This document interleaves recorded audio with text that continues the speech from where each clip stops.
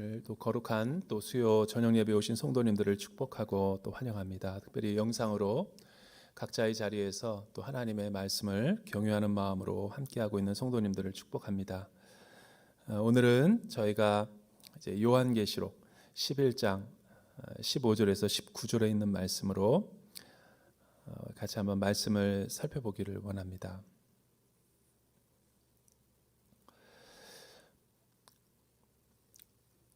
우리가 지금 요한계시록에 이제 그 거의 반 이상을 저희가 쭉 이렇게 숲을 거닐듯이 우리가 지금 요한계시록 산책을 하고 있는데 이제 오늘 말씀을 우리가 이제 살펴보기 전에 이 정통과 이단이라는 말을 우리가 조금 잘 구분해서 사용해야 될 필요성이 있다라고 생각합니다. 왜냐하면 정통이라는 것은 이제 올바른 이 표준과 기준, 그러니까 이미 우리가 보편 타당하게 하나님의 말씀을 하나님의 누구나 다 받아들이는 그 기준이 바로 이제 정통이라고 그러죠. 정통. 그러니까 그 기준을 말하는 거고 표준을 말하는 거죠.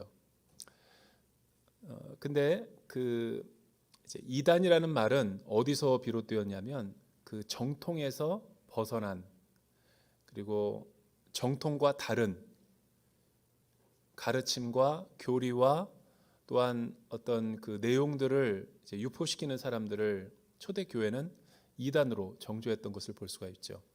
그래서 그 헤러시라는 것은 정통에서 벗어난, 정통과는 다른이라는 의미가 이단이라는 이 최초의 용어로 쓰이고 있다는 거죠. 초대교회와 성경에서도 그런 일들이 많이 일어나고 있습니다. 보여지고 있고.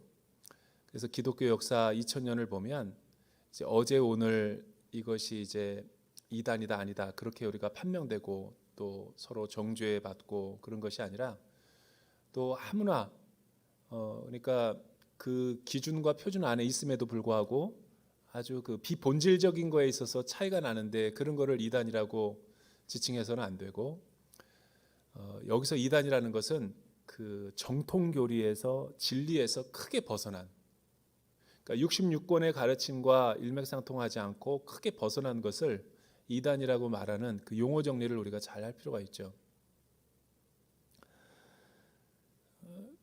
그런데 이제 여러 이단들 가운데 우리가 그 여호와의 증인이라고 이제 많이 들어봤을 거예요. Jehovah's Witness. 그래서 그들은 이제 어떤 그 저도 어렸을 때 보면 그 여호와의 증인이라고 하는 사람들이 항상 그 어떤 작은 소책자를 가지고 파수대 뭐 이런 거 가지고 이렇게 가가호호 집을 방문하면서 전단지와 전도지를 주면서 굉장히 그 복음 전도에 자기들 표현에 의하면 하나님 말씀을 이렇게 파수하고 또 지킨다라는 그런 굉장한 그 자부심을 갖고 전략적으로 접근하는 걸 볼 수가 있죠. 근데 그 여호와의 증인들은 그때는 잘 몰랐지만 여호와의 증인의 핵심 교리가 뭐냐면 이 지상에 하나님 나라를 우리가 세울 수 있다라고 믿는 것이 그들의 포교 전략이고 방식이죠. 그리고 그들의 교리는 이 정통 교리와는 너무 거리가 먼 데다가 게다가 그들은 예수님이 다시 재림할 것이라고 믿지 않고 이미 이 지상 가운데 예수님이 재림에 있다. 그리고 그 여호와의 증인이라는 것을 이제 창립한 이 교주의 말에 의하면 이제 찰스 테즈 러셀이라고 하는 사람인데 1800년도 중반에 살던 사람인데 어느 날 하나님이 자기에게 묵시와 계시를 주었는데 이 지상 나라가 하나님의 나라로 변화될 때가 오는데 그것이 1914년이다. 날짜까지 정확하게 예언을 해요. 그러니까 다른 말로 하면 시한부 종말론이죠. 대부분 이단들은 사실은 두 가지에 다 걸려 넘어갑니다. 여러분, 두 가지 내용의 핵심 내용이 뭐겠어요? 기성교회에는 구원이 없다. 이래야지만 자신들의 교세와 있는 교인들을 갖다가 데리고 와서 자기들이 훈련을 시키고 자신에게 맞춤형 성도들을 회중을 끌고 올 수 있기 때문에 항상 기존에 있는 정통 교리와는 다른 주장을 펼쳐요. 왜냐하면 사람들은 새로운 것에 혹하거나 호기심을 갖고 있기 때문에 그렇죠. 또 기성교회에서 늘 어떤 고리타분한 뻔한 교리 내용들은 너무나 익히 잘 알고 있다라는 그냥 답답한 마음들이 많기 때문에 어떤 새로운 걸 말하면 사람들이 그리로 몰려들 수 있거든요. 그래서 항상 이단들은 제일 첫 번째 주장하는 게 뭐냐면 배타적 구원론이에요. 기성교회는 구원이 없고 우리 교리와 우리 단체에 와서 성경 공부를 하든 또 세례를 받아야지만 구원이 있다. 지금까지 당신이 받은 성경 공부와 교리는 세례는 다 무효다. 이런 극단적으로 표현하죠. 여러분 정통 교리에서는 한 번도 이렇게 얘기 안 합니다. 그러니까 배타적인 구원론을 끌어내서 기성교회는 다 잘못됐다. 기성교회는 구원이 없다. 반드시 동일해요. 그리고 또 하나는 뭐냐면 성경을 자의적으로 해석해서 자기들만이 뭔가 특별한 모임이고 자기들만이 뭔가 특별한 계시가 주어졌다라는 것을 강조하죠. 이것은 불가불 시한부 종말론과 연결될 수밖에 없어요. 임박한 종말론에 대해서 사람들이 긴장을 할 때 어떤 새로운 것에 호기심을 느끼고 자극을 받기 때문이죠. 그러니까 반드시 이 배타적인 구원론, 기성교회에 대한 비난, 그리고 교주의 어떤 자의적인 해석, 정통 교리와는 기독교 역사와는 상관없는 특별 계시를 받아서 자기가 무언 어떤 비밀을 알고 있다라는 어떤 이런 의식을 자의적인 해석이라고 그러죠. 그리고 세 번째는 시한부 종말론, 주님은 곧 오신다. 뭐 이런 식으로 해서 와 있다 그러면서 자신이 메시아라고 하든가 자신의 말을 듣지 않으면 구원에서 탈락할 수 있다, 취소될 수 있다라는 식으로 겁박을 내서 임박한 종말의식을 강력하게 느끼게 만드는 거죠. 여기에는 카리스마도 한몫을 해요. 그러니까 사실은 종말이 이미 재림 예수가 이미 왔다고 그러놓고선 또 다른 종말론을 주장하면서 우리가 행위 구원으로 말미암아 열심히 하지 않으면 그리고 자신의 교회에서 열심을 하지 않으면 구원이 취소될 수 있고 흘러 떠내려갈 수 있다. 이런 식으로 강하게 도전하죠. 그러니까 여러분 생각해 보세요. 왜 멀쩡하던 주부와 멀쩡하던 학생과 멀쩡히 직장 다니던 사람이 직장도 버리고 학업도 포기하고 전업주부인 모든 양육도 애들 포기하고 다 이단 교리에 빠져가지고 그리로 가요.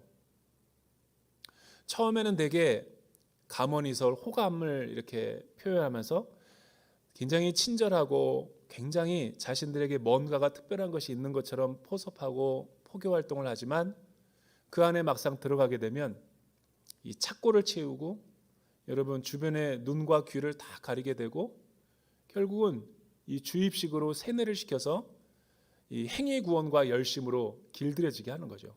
이거는 한번 그 안에 들어가 있지 않은 사람들은 이것이 얼마나 무서운가를 잘 몰라요. 그래서 여러분 정작 주변에 있는 친인척과 가족과 배우자와 자녀들이 막 빼내려고 해도 때는 너무 늦죠. 완전히 종교 중독에 빠져버리기 때문에. 더 무서운 것은 이들의 심리가 이미 공포와 두려움 가운데 있기 때문에 이 단체와 잘못되었는 걸 알면서도 여기를 이탈하면 내가 그동안 행한 열심, 구원을 다 잃어버리게 된다. 그래서 다른 기성교회는 없는 자극적이고 선정적인 어떤 내용들을 주창하면서 포교 활동을 하는 거예요. 시간의 11조라는 것도 주장하면서 행위, 공로 사상을 강조하면서 그렇게 해서는 구원 못 받는다. 직장을 다 포기해야 된다.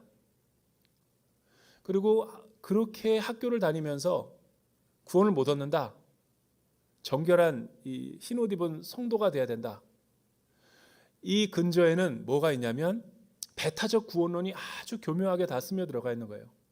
이 배타적 구원론의 뿌리는 뭐냐면 이 세상은 악하다라는 거예요. 그리고 이 세상 정부의 국가는 타락한 국가라는 거예요. 그래서 국가에서 시행하고 있는 군대 입대 문제라든가 또 이 악한 정부에다가 세금을 내서는 안 된다라든가 또 이 타락한 세상에서 가르치고 있는 세상식의 주입식 교육을 배워서는 안 된다라고 포교 활동을 하는 거죠. 헌혈해서는 안 된다. 헌혈해서는 안 된다라고 이야기하면서 헌혈이 못 받아가지고 죽어가는 생명에 대해서는 무감각해져 버리는. 수혈하면은 바로 살 수 있는데 수혈하지 않아가지고 어린 생명들뿐만 아니라 어른들도 다 죽게 만드는 비상식적인 행동과 일탈을 하게 하는 거죠. 여러분, 이 모든 것들이 다 사실은 상식적이지가 않은 거예요. 여기에 뿌리는 뭐냐면 배타적 구원론인 거예요. 이 세상은 다 악하고 자기네들은 선하고 의롭고 다 구원받은 신부다. 그런데 행동을 하는 거 보면 생업도 다 포기하고 집도 다 팔고 극단적으로 하면서도 의식주는 다 먹고 살아가면서 극단적으로 부정해버리는 거죠. 우리는 사실은 이런 역사는 여러분 어느 한순간에 나타난 게 아니에요. 2000년의 기독교 역사 가운데 다 나와 있어요. 새로운 게 아니라는 거죠. 근데 우리는 구원파라든가 신천지라든가 또 뭐 마릴 성도라든가 여호와의 증인 이런 모든 것들이 다 새로운 것처럼, 여러분 하나님의 교회 다 이게 새로운 게 아니에요. 이미 다 초대교회가 경험하고 역사적으로도 그 이단의 역사를 추적해 보면 방대합니다. 이 시한부정말론도. 그런데 문제는 이 어리석은 인간의 역사들이 계속 복음 안에 진리 안에 서 있지 않으면 반복된다는 게 문제죠. 실제적으로 제가 목회를 하면서 우리 여러분 건강한 교회 안에 있으면서도 진리의 말씀을 성경에 근거해서 바로 얘기해 주는데도 안 들어요. 내가 구원을 못 받는다라는 거죠. 자기만 진리를 알고 있고, 이런 게 배타적 구원론이라는 거예요. 열린 상태에서 대화하고 하나님 말씀을 들으려 하지 않아요. 자기만의 비밀을 맡은 사람이고 구원이 마치 자기들에게만 있는 것처럼 착각하는 거죠. 얼마나 어리석은 거예요. 치명적인 오류는 뭐냐면 성경에서는 그렇게 안 얘기하는데 어떤 교주에 의해서 재림 예수의 영이 부어져서 그 사람에게만 비밀을 말해줘서 지상낙원이 세워질 수 있다라고 얘기하는 거예요. 요한계시록은 그렇게 얘기한 적이 없어요.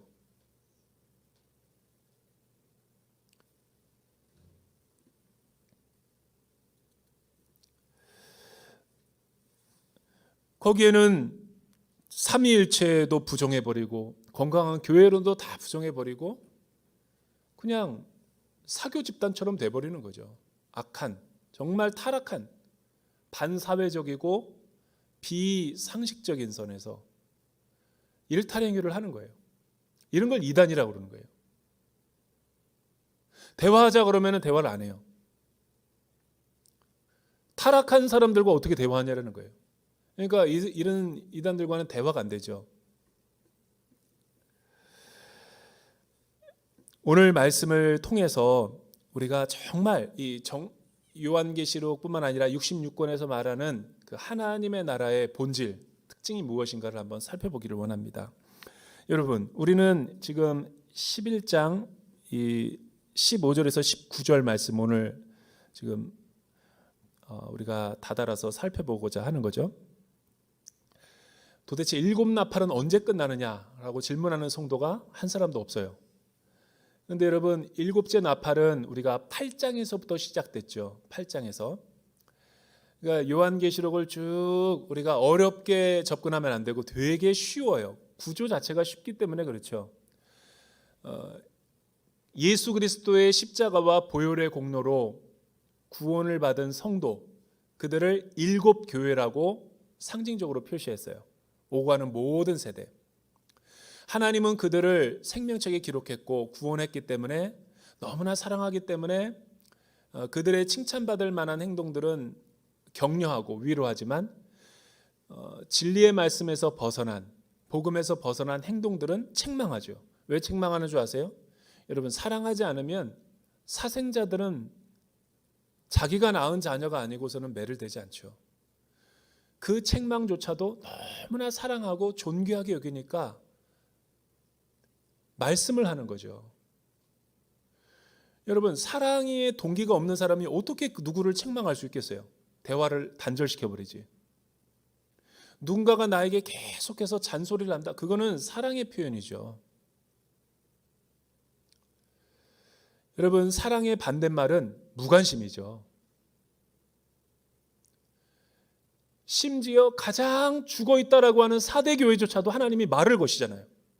사랑하니까 그런 거예요.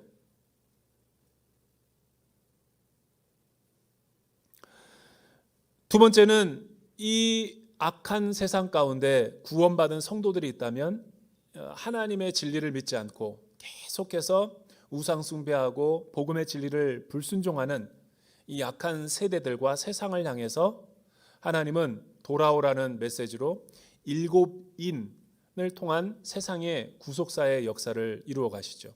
그래서 첫 번째 인, 두 번째 인서부터 7째 인까지 계속해서 연속적으로 파노라마처럼 보여줬던 것이 우리 지난 학기 때 배웠던 공부의 내용이었죠. 7인이 다 끝나자 또 이 세상의 이 역사의 주관자 되신 하나님께서 역사의 수레바퀴를 돌리실 때 7인의 패턴이 아니라 한층 더 심화되고 조금 더 강도가 높은 심화의 어떤 이 심판의 메시지와 표지들을 보여주죠. 그것이 바로 7 나팔이었어요. 그러니까 7인과 7 나팔은 질적으로 틀립니다.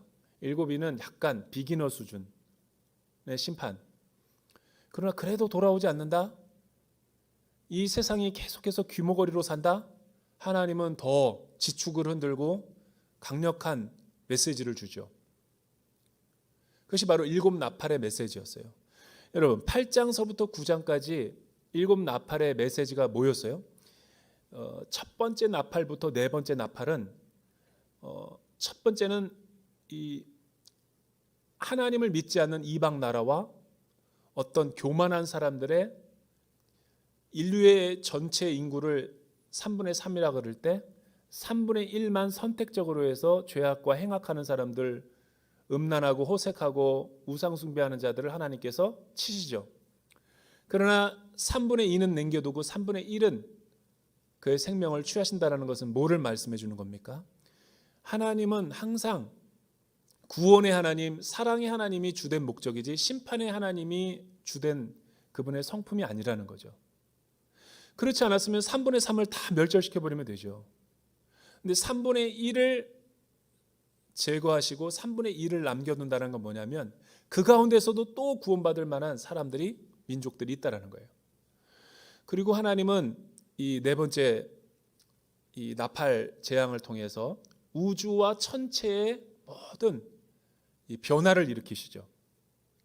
뭐 기후 변화일 수도 있고 재난과 지진일 수도 있고 전염병일 수도 있고 팬데믹일 수도 있고 여러 가지 다양한 채널을 통해서 하나님은 하나님의 하나님 되심을 우리에게 선포하시고 나타내시죠. 여러분, 원래 하나님이 이 우주 만물을 7일 동안 창조하실 때 보시기에 완전했고 좋았어요. 이 자연과 우주는 하나님의 통치와 창조 질서의 보존대로 그대로 변함없이 오고 가는 모든 세대 가운데 우리에게 나타났죠. 그걸 자연이라고 부르는 거예요. 예를 들어서 여러분, 해는 동쪽에서 뜨고 서쪽으로 지죠.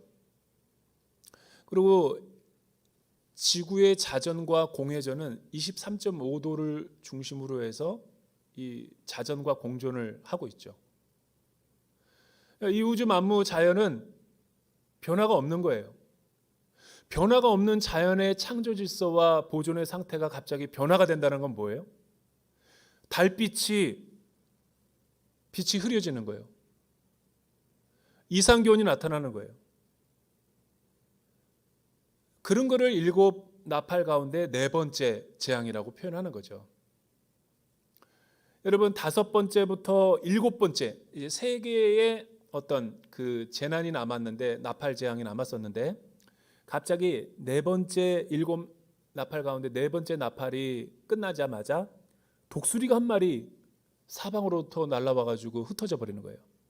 근데 그 독수리가 밤모섬에 있던 요한에게 환상 가운데 소리를 지를 때 연거푸 3번이나 화가 있을지어다, 화가 있을지어다, 화가 있을지어다라는 3번의 외마디를 외치고 날아가 버렸어요. 그 화가 뭐냐면 3번의 나팔 재앙이 남아있다라는 거죠. 라스트 나팔. 그런데 첫 번째 화는 뭐냐면 이 5번째 나팔 소리라는 거예요. 2번째 화는 6번째. 그리고 7번째 나팔은 3번째 화였죠. 근데 이 구조가 우리가 그동안 왜 이렇게 복잡했냐면 6번째와 7번째 나팔 사이에 또 어떤 그 삽입되는 장면이 나타났어요. 그러니까 갑자기 우리가 질서대로 잘 가다가 구조가 헷갈리기 시작하는 거죠. 그러나 어려운 것이 아닙니다. 여러분, 단순한 구조죠. 이런 구조 속에서 하나님이 그동안 7 나팔의 재앙들을 계속해서 보여주었죠. 그러면 이제 오늘 드디어 강도가 점점 세지고 있는 나팔 재앙 가운데 마지막 이제 6번째와 7번째 사이에 있는 모든 간격을 우리가 다 공부를 했고 7번째 나팔이 시작되는 게 바로 이제 오늘 15절 내용이죠. 여러분, 어떤 내용이 있는지 우리 한번 15절 말씀 한 목소리로 한번 읽어볼까요? 7째 나팔을 부를 때 천사가 드러나게 된 하나님의 나라의 특징은 무엇인가? 우리 15절 한번 같이 읽어보죠. 시작. 7번째 천사가 나팔을 불었습니다. 그때 하늘에서 큰 음성이 나서 말씀하셨습니다. 세상 나라가 우리 주와 그리스도의 나라가 됐으니 그분이 영원토록 왕노릇 하실 것이다. 7째 천사가 나타나서 7째 나팔을 불자 하늘에서 큰 음성이 나서 우레와 같은 소리로 선포되었다라는 거예요.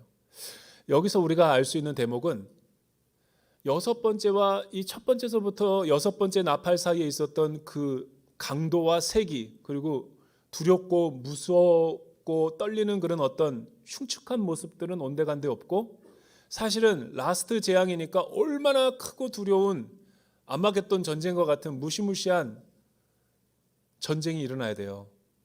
그러나 막상 뚜껑을 열어보니까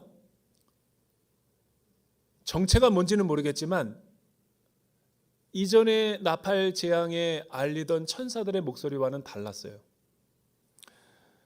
큰 음성이 났는데 이런 소리가 들리는 거죠. 세상 나라가 우리 주와 그리스도의 나라가 됐다. 그분이 이제 영원토록 우리의 왕이시며 그분이 우리를 통치하시는 주가 될 것이다. 이런 복음의 복된 소식이 선포가 되는 거죠. 여기서 가장 핵심되는 구절이 뭐냐면 세상 나라가 우리 주와 그리스도의 나라가 됐다라는 선언이에요. 이 말은 어떤 전제가 있냐면 지금까지 예수 그리스도가 십자가에서 죽으시고 또 복음이 온 세상 가운데 열방 가운데 전해지기까지 하나님의 나라가 시작되고 좋은 복음의 소식이 온 열방 가운데 선포되어지긴 했지만 아직 우리가 살고 있는 이 세상은 구속사적으로 볼 때 이미 시작된 하나님의 나라였지만 여전히 불완전함과 모순과 또 여러 가지 시련과 고통과 역경들이 너무나 많은 것들이 일어나는 거예요. 튀르키의 지진의 여러 가지 시리아 난민들의 그 모습처럼 하나님이 살아계시고 하나님이 주권자가 되시고 하나님이 우리와 함께 계시다면 왜 이런 일들이 계속해서 일어나야만 되는가?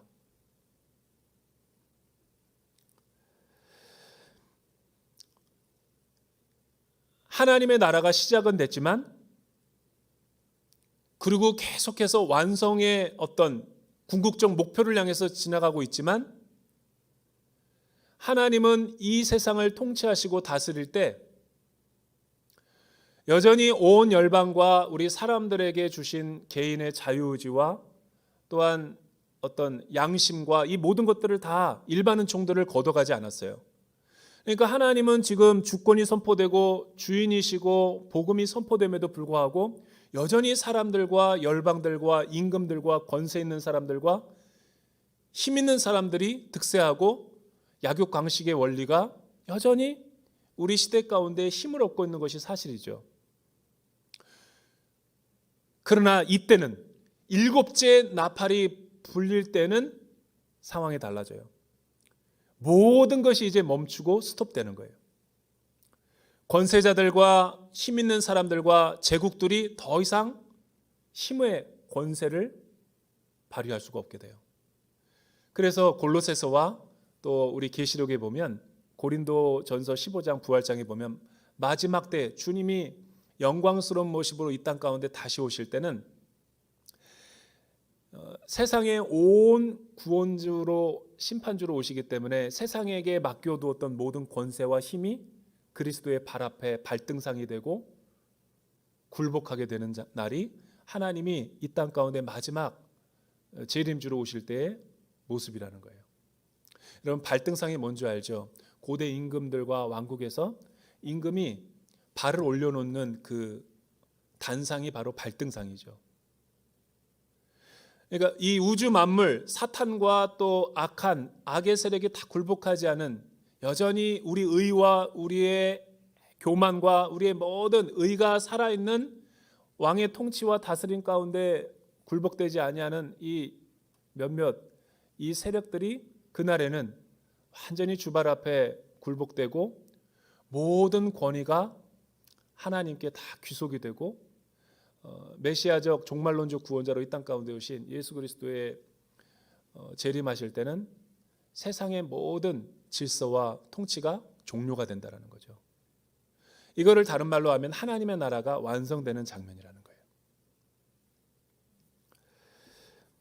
그러니까 일곱째 천사가 일곱째 나팔을 불 때 크고 두렵고 떨리는 이 세상에 어떤 엄청난 재앙이 펼쳐질 줄 알았는데 시간이 약간 주어지면서 그리스도의 온전하심이 우리 가운데 드러나게 되는 장면이 먼저 우리 가운데 보여진다는 거예요.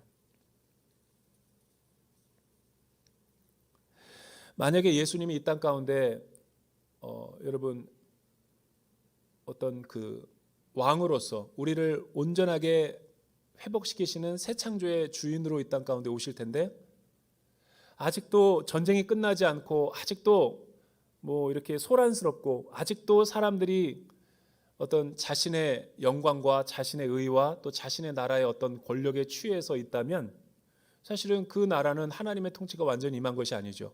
그런 나라와 그런 세력 가운데 하나님이 왕으로 다시 오실 수는 없죠. 먼저 그 이전에 이 모든 힘이 서서히 사라지고 모든 것이 종료가 돼야지만 하나님의 샬롬이 우리 가운데 완전히 임할 수 있는 거예요. 그래서 일곱째 나팔이 왜 중요하냐면 여러분 11장이 끝나고 이제 다음 주부터 12장이 시작되면 이제 일곱 개의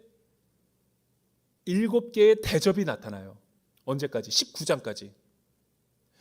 12장서부터 19장까지 일곱 대접이 나팔보다 더 강력한 대접의 재앙이 임할 때 여러분 엄청난 사실은 이제 더 마지막 때 말세 지말의 때의 모습이 등장하게 되고 그리고 이제 19장이 지나게 되면 천년왕국과 서서히 어린 양의 혼인잔치가 마침내 드러나게 되는데 그때 21장과 22장에 여러분 이제 하나님의 어떤 나라의 완전한 모습과 완성된 하나님의 모습과 예수 그리스도의 피로 구원받은 이 흰 무리의 성도들 어린 양의 신부들이 만나는 장면이 나오죠.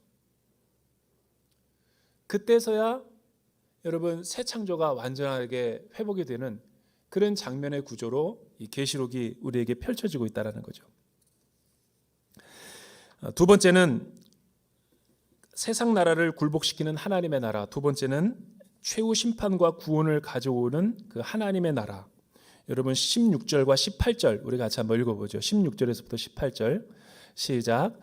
그러나 하나님 앞에 자기 보좌에 앉은 24장로들이 엎드려 하나님께 경배하며 말했습니다. 지금도 계시고 전에도 계셨던 것처럼 전능하신 주 하나님 감사합니다. 하나님께서는 큰 권능을 취하시고 다스리십니다. 이에 나라들이 분노했으나 오히려 주의 진노를 내려 죽은 사람들을 심판하실 때가 왔습니다. 주의 종인 예언자들과 성도들과 작은 사람이든 큰 사람이든 주의 이름을 경외하는 사람들에게 상을 주시며 땅을 더럽힌 사람들을 멸망시킬 때가 왔습니다. 여러분 16절에 보니까 하나님 앞에 자기 보좌 앞에 앉은 24 장로들이 엎드려서 하나님께 경배하는 장면이 나오죠.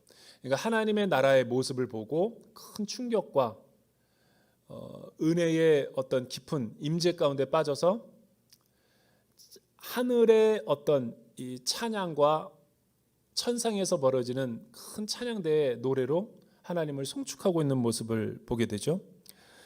이 모습은 사실은 요한계시록 4장의 7절에서부터 이미 나타난 이 경배와 천상의 예배의 모습이 잠깐 맛보기로 보여줬던 때가 있었어요.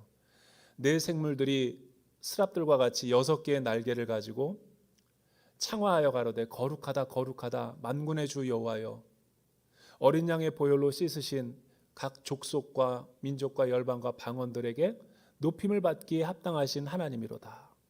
여러분 24 장로들이 자신의 면류관을 벗어던지면서 그 보좌 앞에 어린 양께 굴복하며 모든 주권과 영광을 돌려드리는 장면 보셨죠? 근데 그때 뭐라고 찬양했냐면 거룩하다 거룩하다 거룩하다 만군의 주 여호와여, 하나님의 성품을 어제도 계셨고 오늘도 계시며 장차 오셔서 우리를 구원할 만군의 여호와라고 표현했어요. 그런데 11장 이 어린 양의 보혈과 또 하나님의 구원을 찬양하는 24 장로들의 지금의 모습은 달라요. 약간 차이가. 보세요. 17절에 보니까 지금도 계시고, 이거는 동일하죠. 전에도 계셨고 과거에 계셨던, 이것도 동일하죠. 하나님께서는 큰 권능을 취하시고 다스리십니다. 이렇게 끝나버려요. 뭐가 빠졌죠? 장차 오실 메시아로서의 완성될 그런 어린 양의 존귀한 모습이 드러나 있지는 않아요. 이거는 미묘한 차이가 아니라 핵심이 빠져 있는 거죠. 왜 요한계시록 저자가 의도적으로 여기서 이거를 빠뜨렸을까? 이 요한계시록 11장 15절에서 19절의 지금 본문의 배경은 이미 마침내 드러난 하나님의 나라의 모습이 완성됐기 때문에 그런 거죠. 궁극적인 하나님의 나라의 실체가 성취가 됐을 때의 모습을 보고 있기 때문에 미래의 하나님의 나라를 다시 언급할 필요가 없는 거죠. 그리고 18절에 보니까 여기서 24 장로들은 신천지에서 말하는 14만 4천 명을 말하는 것이 아니죠. 24명의 장로들을 말하는 것도 아니고 12명의 구약의 이스라엘의 12지파 구약의 성도들을 상징하는 것과 또 12명의 예수님의 제자와 사도들을 합친 구원받은 모든 성도들을 총칭해서 하는 말이죠. 상징적으로. 그러니까 성경을 자의적으로 해석하면 안 되는 거죠. 우리 교회는 2000년 동안에 한 번도 14만 4천 명이 특정 배타적 구원론을 주장한 적은 한 번도 없었어요.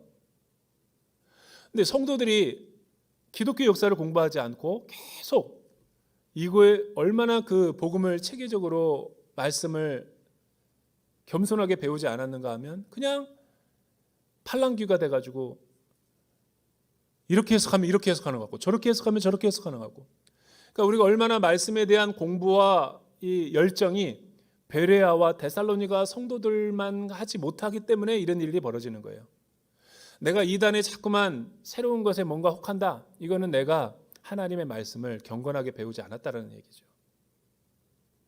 듣고 싶은 것만 듣고 배우고 싶은 것만 배우니까 또 말씀의 열정보다 세상의 모든 탐닉에 더 많은 에너지를 쏟으니까 하나님 앞에서 진리에 대한 분별력을 잃어버리는 거죠.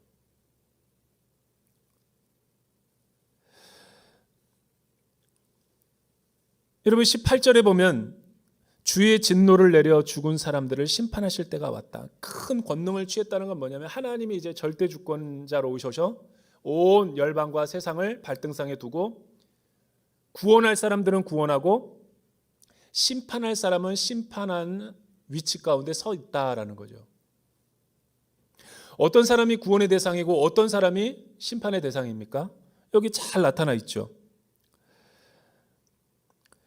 주의 종인 예언자들과 성도들과 작은 사람이든 큰 사람이든 주의 이름을 경외하는 사람들에게는 상을 주신다. 구원을 주신다라는 거죠. 그러나 땅을 더럽힌 사람들을 멸망한다. 주의 진노를 내려 죽은 사람들을 심판한다. 여기에서 죽음을 당하는 사람, 심판을 당한 사람의 이유가 뭘까요? 여러분, 세상에서의 어떤 기준과 하나님의 의의 기준은 너무나 다른 거죠. 그러니까 이 세상에서 주의 진노로 심판을 당하고 죽임을 당하는 사람들의 특징이 뭐냐면 물질적이고 쾌락적이고 우상숭배하고 하나님을 반역하고 말씀을 마음에 두기 싫어하고 육신적으로 삶을 도모하는 모든 사람들이죠. 주 예수 이름을 거부하고 십자가의 구원을 붙잡지 않고 자기가 하고 싶은 대로 더 많은 힘과 더 많은 권력과 더 많은 세속의 욕망들을 추구하며 살았던 사람들이 궁극적으로는 예수님과 길을 다르게 가는 게 되는 거죠. 그런데 하나님의 기준은 뭘까요? 하나님의 나라에 선지자들, 예언자들, 그리고 성도들, 그리고 이 하나님 나라의 백성들의 기준은 세상에서 말하는 부귀영화의 기준이 아니에요. 너 아파트 몇 평에 사냐?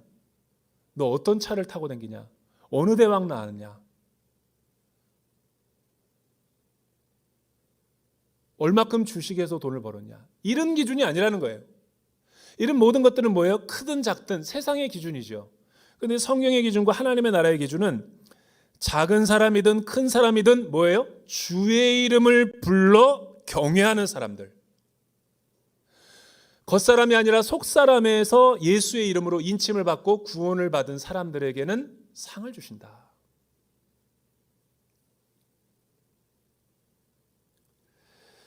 그러므로 이단들이 왜 잘못됐어요? 여러분, 저와 여러분들이 구원을 얻는 것은 우리의 힘이나 능력, 어떤 율법의 행위, 내 노력과 도덕적인 열심, 공로, 어떤 특별한 배타적인 구원론을 위해서 조건이나 그거를 충족시켜야지만이 구원을 받고 안 받고 이런 문제가 아니라는 거예요. 예수를 믿느냐 안 믿느냐, 십자가를 내 마음속에 모셨느냐 안 모셨느냐, 이 은혜와 사랑에 내가 반응하고 있느냐. 그래서 일곱째 나팔이 가장 무서운 심판임에도 불구하고 예수의 이름과 성령의 인침을 받은 사람들은 두려움이 없는 거죠. 왜? 이 구원은 내 힘으로 얻을 수 있는 것이 아니기 때문에. 왜 이단들은 구원을 위해서 열심히 행위를 추구함에도 불구하고 늘 불안해할까요? 자기가 구원을 스스로 이루려고 하니까 그러죠. 여러분, 하나님의 큰 권능과 주권과 통치 아래 있는 사람은 우리의 마음이 하나님과의 교제와 관계성 속에서 친밀함이 있는 사람들은 그리스도 안에서 하나님이 어떤 분이고 또 예수의 사랑이 어떤지를 맛보고 체험한 사람들은 이런 거에 의해서 좌로나 우로나 치우치지 않는다라는 거예요.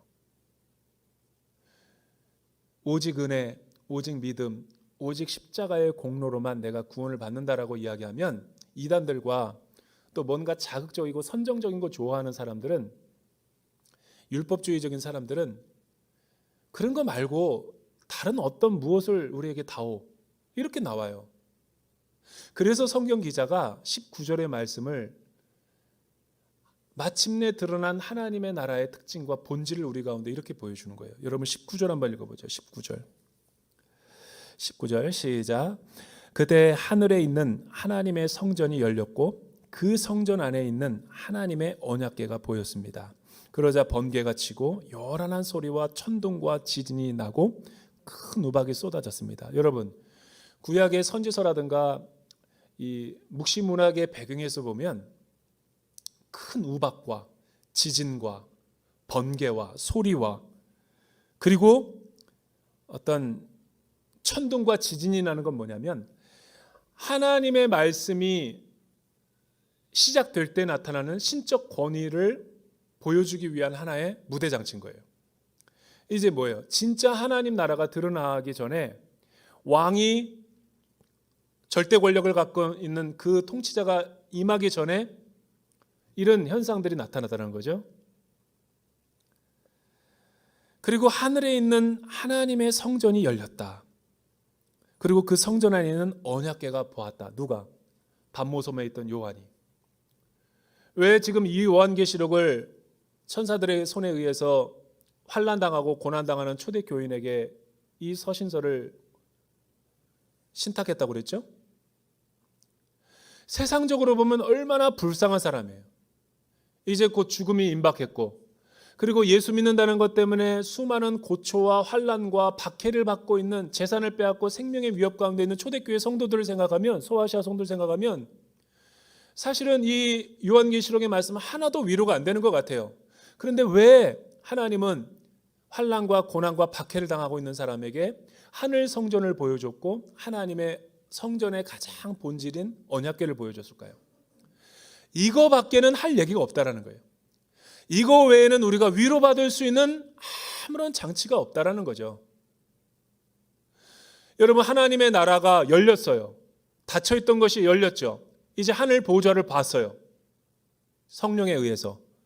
그런데 하나님의 보좌와 어자의 가장 중심에 있던 게 뭐였냐면 충격적이게도 언약궤였어요.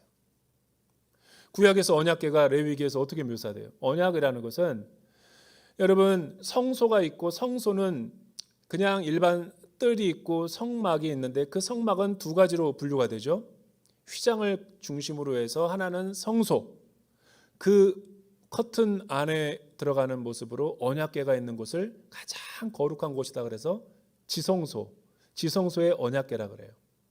그 언약궤의 법궤 안에 있는 내용들을 덮고 있는 것이 덮궤죠. 그 덮궤를 시은좌라 그래요. 왜냐하면 하나님의 얼굴이라고 그래서 그 하나님의 그 은혜가 베풀어지는 곳이다.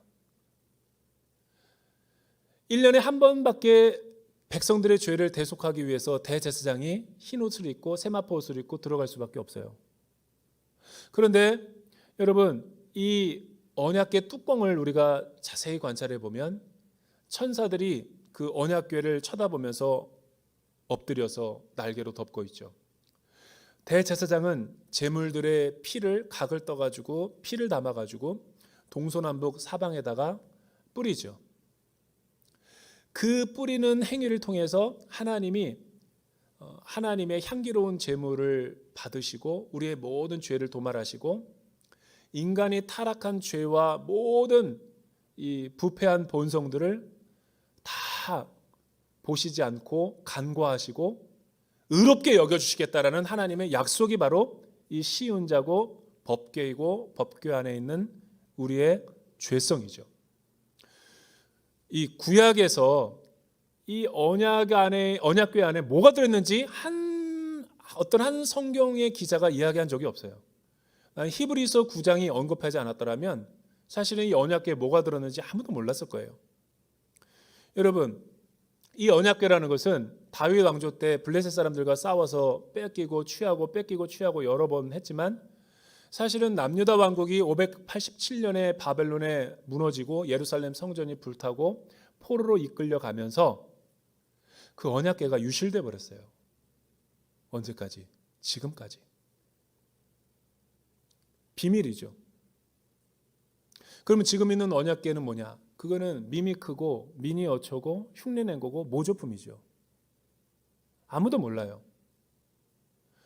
바벨론에 의해서 무너졌을 때 다시 예루살렘 성전을 재건하러 왔을 때 에스라와 느헤미야 때도 회복되지 못했어요. 그리고 성전은 지어졌는데 예수님이 오실 때까지 성전이 지어졌는데 제2성전 시대라고 하는 그때부터 지금까지 대제사장이 아무리 많아도 지성소에 들어가서 속죄일을 못했어요. 지금까지. 허울만 껍데기만 성전인 거지 속죄의 그 언약궤가 없었단 말이죠. 그래서 이스라엘 사람들은 이것을 어떻게 재해석했냐면 하나님께서 기름 부어 세우시고 우리를 민족을 회복시키는 메시아가 오면 하늘 성소에서 오셨기 때문에 그분이 참된 대제사장이고 우리의 모든 죄를 속죄하시고 그리고 그분이 참 언약궤로 오실 거다라는 이 예언 사상을 믿고 있었어요. 그 예언이 뭐예요? 여러분 십자가에서 성취된 갈보리 언덕의 어린 양의 제물로 돌아가신 예수 그리스도시잖아요.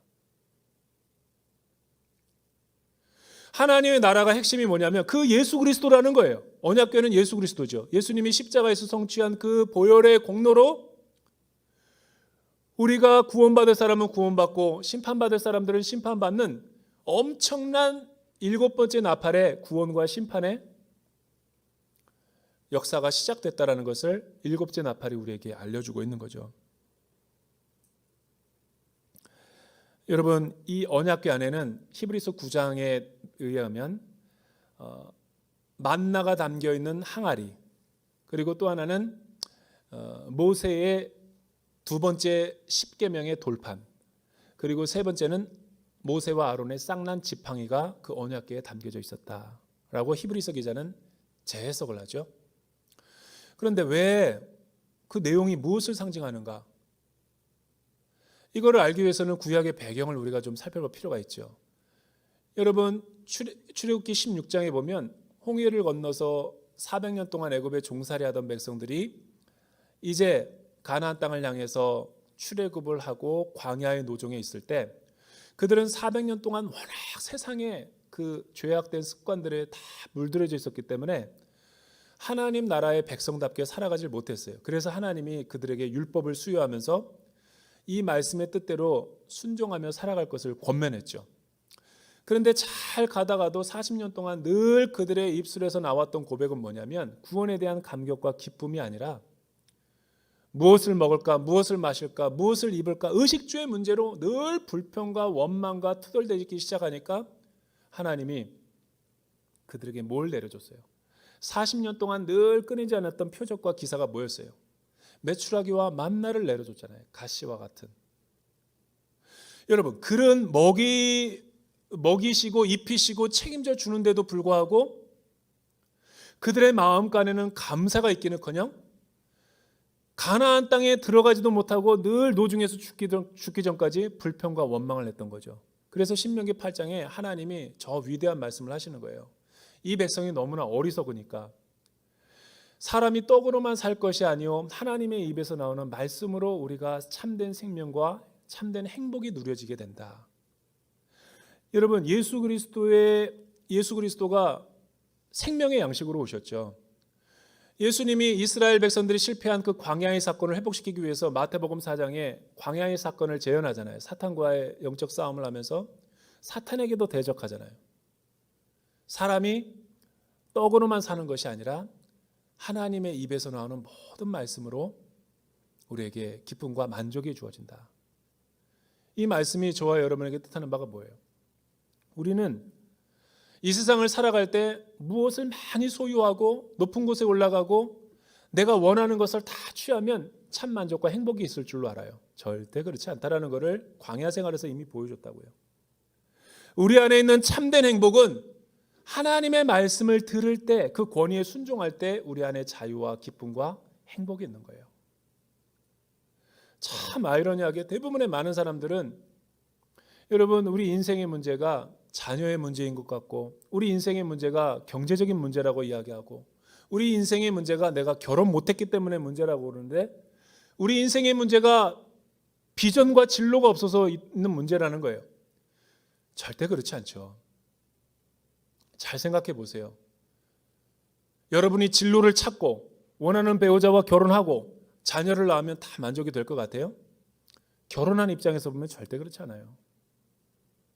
뭐를 뜻하는 거예요?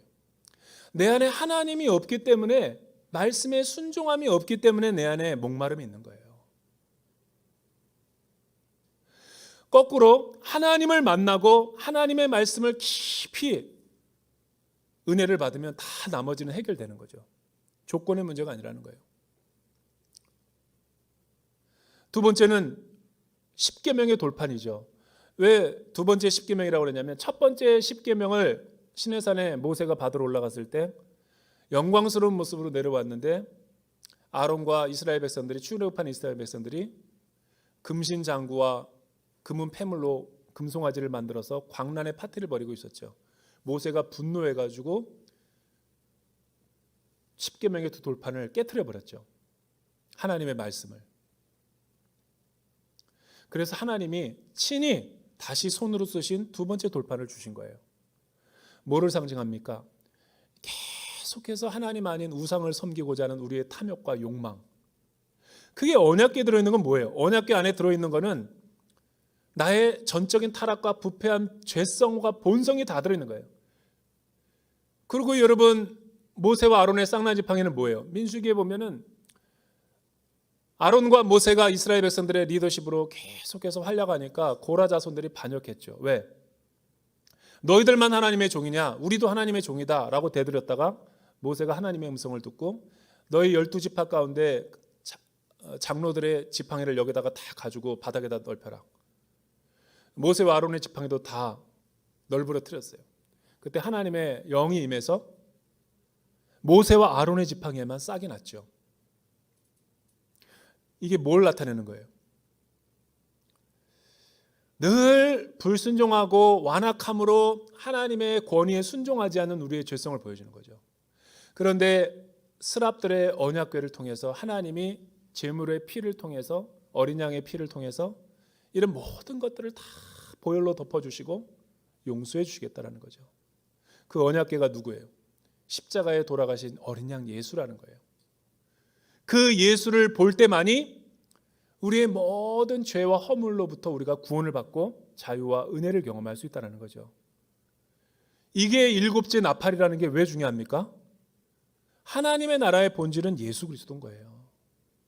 여러분, 그거를 우리가 알게 될 때 우리는 미래에 대해서, 시한부 종말론에 대해서 두려워하지 않아요. 뭐 세상 사람들처럼, 이단들처럼 요란스럽지 않다고요. 배타적인 구원론을 내세울 필요가 없죠. 왜? 주님의 품이 가장 안전한데. 복음 외에 다른 복음이 어디 있어요? 십자가가 엄청난 하나님의 우리를 사랑할 수 있는 유일한 비결인데. 그래서 이단들은 십자가에 자신이 없기 때문에 자꾸만 새로운 뭔가를 만들어내는 거예요. 하나님이 지금 보증으로 주셨잖아요. 하나님의 나라는 언약궤 외에 다른 것이 아니다. 예수의 이름 외에 다른 게 아니라는 거예요. 이 놀라운 복음을 듣고도 우리가 감동하지 않고 감격하지 않다면 우리가 이 세상을 어떻게 살아갈 수 있어요? 왜 반모섬의 요한과 죽음을 앞둔 초대교회 성도들이 이 말씀을 통해서 위로를 얻었을까요? 조금만 인내하고 참으라는 거예요. 곧 하나님의 나라가 우리 가운데 임재한다는 거죠. 여러분, 다 지나갑니다. 세상의 부귀영화도 지나가고 나의 건강도 다 지나가고 마지막 나의 권세와 힘이 소진될 때가 올 거예요. 우리도 우리의 면류관을 하나님 앞에 드릴 때가 올 거라고요. 우리는 이미 그리스도 안에서 그거를 경험하고 있는 거예요. 이 십자가의 영광과 능력을 붙들고 여러분의 날마다 승리하는 저와 여러분 되기를 주님의 이름으로 축복합니다.